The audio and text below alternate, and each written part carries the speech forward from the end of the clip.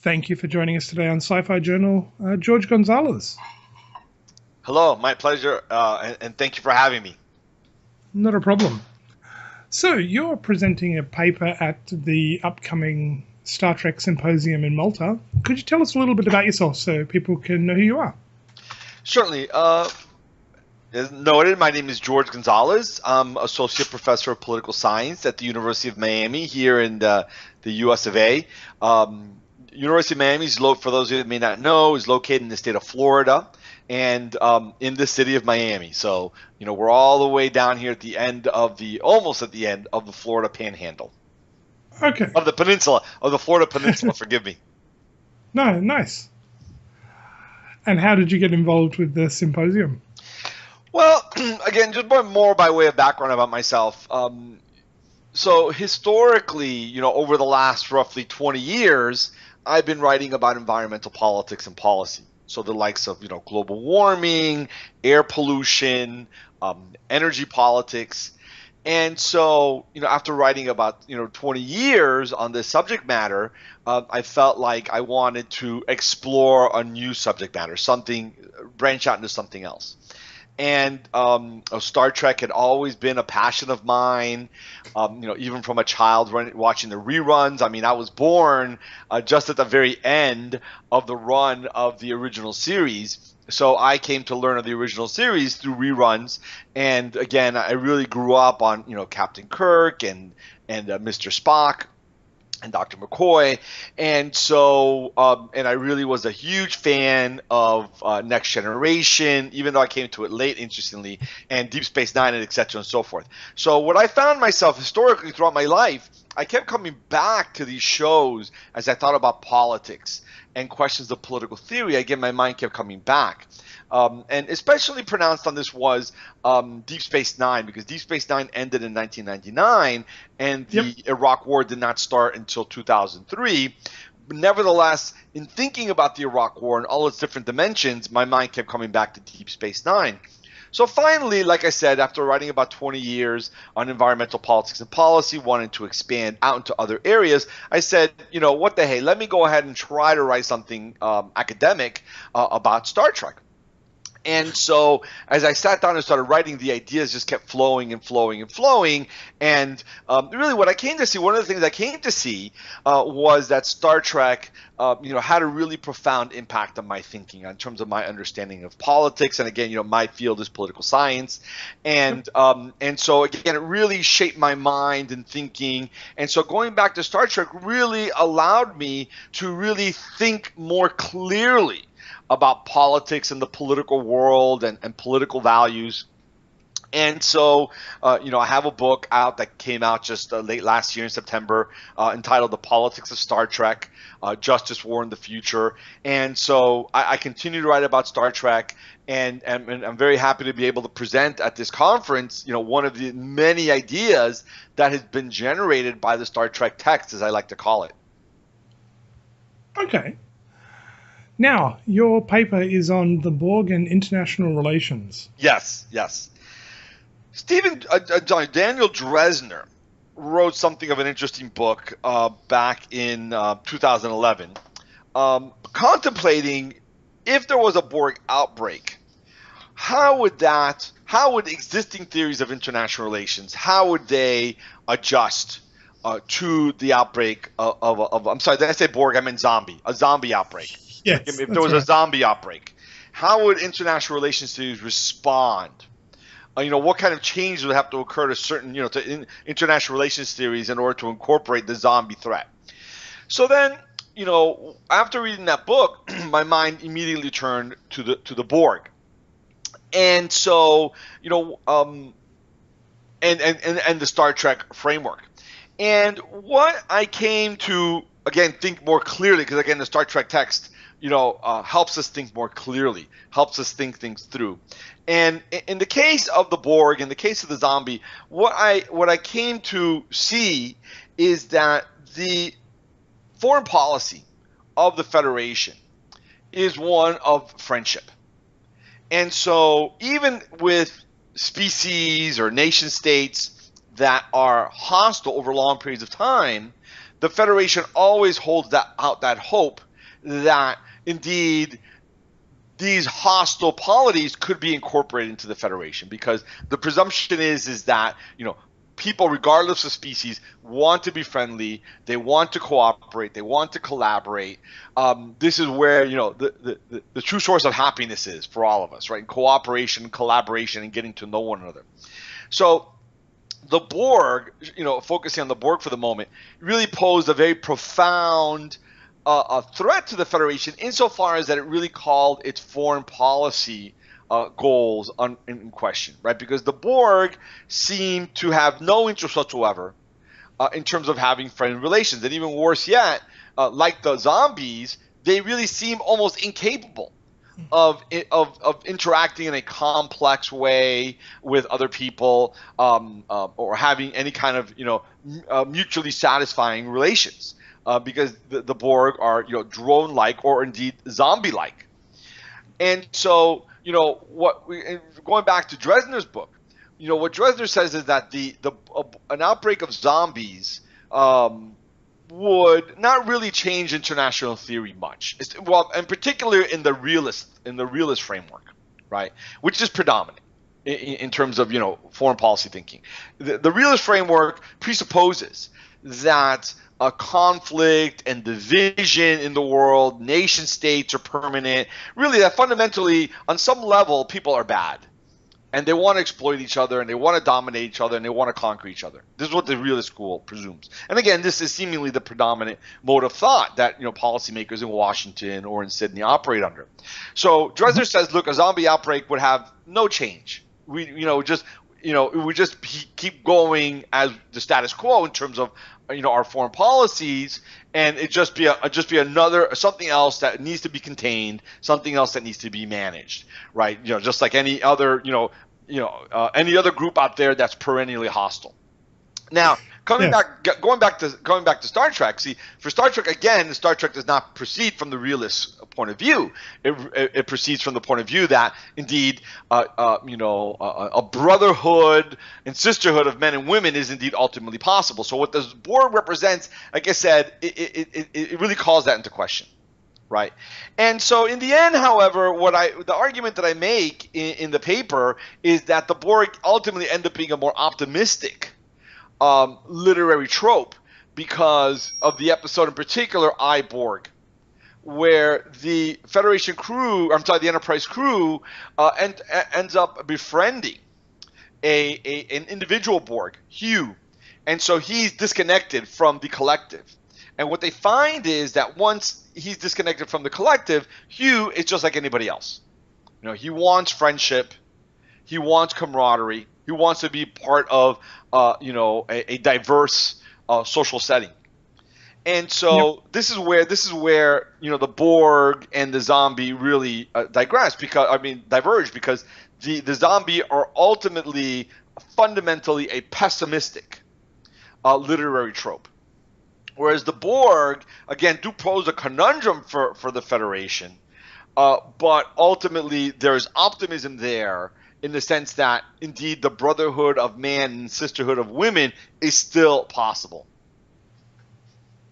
Okay, what do you make of where they took the Borg in the Voyager series, where you learn more? You get they fleshed them out. I think they did a wonderful job with fleshing them out in Voyager. But what do you make of what we see of them there, where in some ways they are just a hostile, implacable force like zombies, but at the same time, I think it was a Voyager episode, and the Queen is talking to Janeway. I'm pretty sure I'm right here. Yeah. And she was saying, we are sort of trying to get along with everybody, and we're basically trying to unite you all, and we love you all and want you part of us.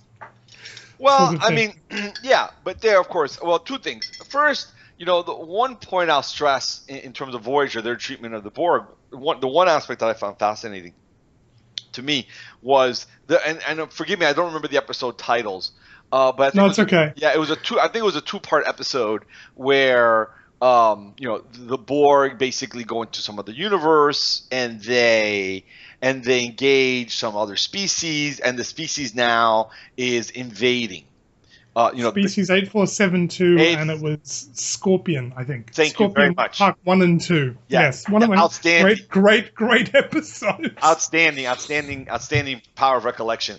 And so what I found interesting about that episode, really more than anything else, was when Janeway says, the Borg cannot create knowledge; they can only assimilate it. Okay. And so that line really stands out in my mind because it's a critique of this view of trying to rely exclusively on technology to mediate your relationship to reality, which is what the Borg do, right? So they're not creative, right? They're not, their imagination is quite stunted. But what they do is, again, they forcibly assimilate, other knowledge and cultures. Now, and just in terms of that idea that the Borg are trying to unite people, right? But they're trying to unite people through empire, right? So one of the themes that I hit in my book is, again, one of the brilliant things about Star Trek is that it does, first and foremost, Star Trek presumes world government, okay, certainly for Earth. Okay. Yeah. And so then the question becomes is, well, how to achieve world government? How to achieve basically one political unit for the entirety of planet Earth? And Star Trek points to the need for one polity in terms of planet Earth, for environmental reasons, to manage environmental risk. This is especially pronounced in the original series, to prevent war. Right, because nation states are the platforms through which we engage in war, and this is something that in Space Seed talked about in the 1990s. This is going back to the original series about how the eugenics war really was fought through nation states. Okay, and so Star Trek talks about the need for a global government, or again, a point to that need for global government. The question is how to achieve it, right? And again, Star Trek explores this. One means is through empire. The other means is through federation, and the third means is through neoliberalism. And so, just to focus on the federation, because those are the values and the outlook that we've come to love and admire in the federation, right? Federation or world government through federation comes by way of example, right? So what we see in Star Trek is a progressive, if you will, progressive dialectic. Right, with the U.S. Constitution, the American Revolutionary War. This is Omega Glory, Savage Curtain. So there's the American Revolutionary War in Omega Glory. Then there's this U.S. Civil War, and that's Savage Curtain, where they reference Abraham Lincoln. And then there is the Bell Uprising in the Deep Space Nine episode Past Tense, where the Bell Uprising leads to the profound reform of neoliberalism. And again, this takes place, well, not again, but past tense is in our future, quote unquote, 2024. Yeah. So so America as a project of trying to perfect justice, trying to perfect political equality. Again, the American Revolutionary War, beginning there, the U.S. Civil War, and the Bell Uprising.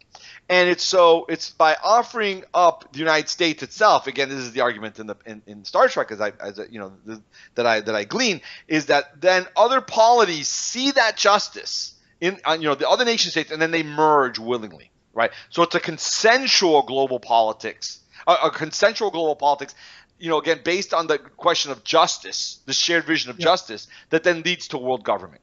Okay.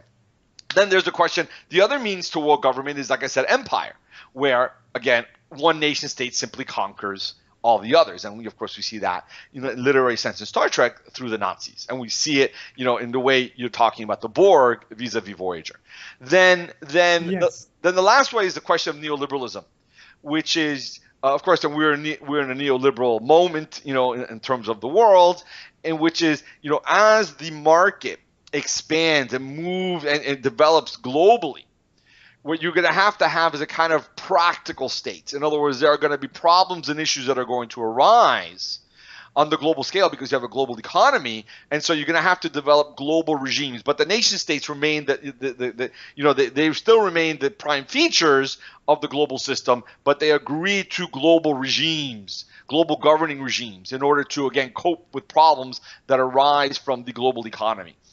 And we've seen, unfortunately, I mean, with the failure to regulate global warming, with the outbreak of war, in many sectors of the world, the neoliberal model is ostensibly failing, right?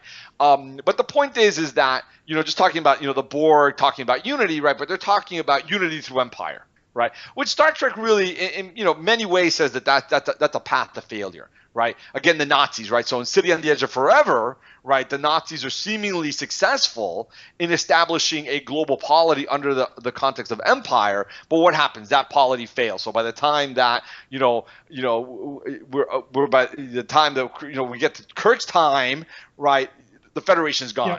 right? That kind of thing. So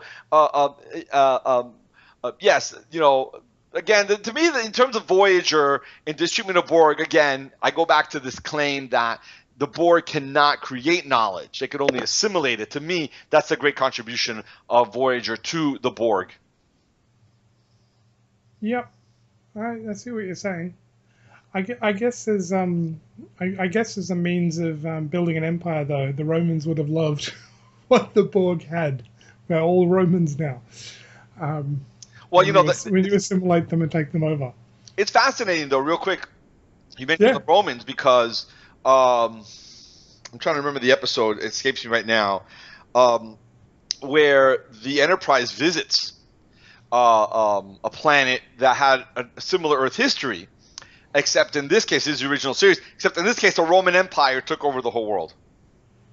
And oh god, I'm going to kick myself for not remembering the name of that episode because I write about it quite frequently. In any event, yeah. In any event, what's fascinating to me about that episode is that it shows us again what empire looks like, right? What in other words, not a polity based on justice, but a kind of just practical type of empire. Or, okay, we're just going to merge because it's not practical, but we're just going to merge under empire. What is that? Slavery. Slavery is evident worldwide, right? So again, Star Trek comments again gives us insights in terms of what kind of political values we want, right? And so a world based on empire again, where you're going to have is slavery, right? So by way of example, or just the polity is going to collapse, a la the Nazis in City on the Edge of Forever. Yeah. Okay. So a final question. If people want to learn more about the Borg and international relations, they can obviously read the proceedings of the Star Trek Symposium. But if people want to learn more about your work, where's a good place to look? So again, as I mentioned earlier, I have a book that came out in September of last year called The Politics of Star Trek. The subtitle is Justice, War, and the Future. And so that's, under my, my writing name, George A. Gonzalez, which is my name. George A. Gonzalez, they can find that book on Amazon.com or Barnes & Nobles. It's put out by Palgrave Macmillan. Great. Okay. I'll have to look that up. That sounds fascinating, actually. That sounds great. Well, thank you. I will, I'll look that up. Is it available for Kindle? Yes, it is. Absolutely. Excellent. Because they're usually cheaper. Actually, in this case, it's more expensive for some reason, unfortunately. But but I'll look it up anyway. Yeah. It's certainly, again, you can find it's a Kindle, and again, you can find that at Amazon.com, Barnes and Nobles, and in multiple portals, book selling portals. Okay, great. Well, thank you very much for taking the time to join us today, George Gonzalez. Well, thank you very much for having me. I really enjoyed the conversation.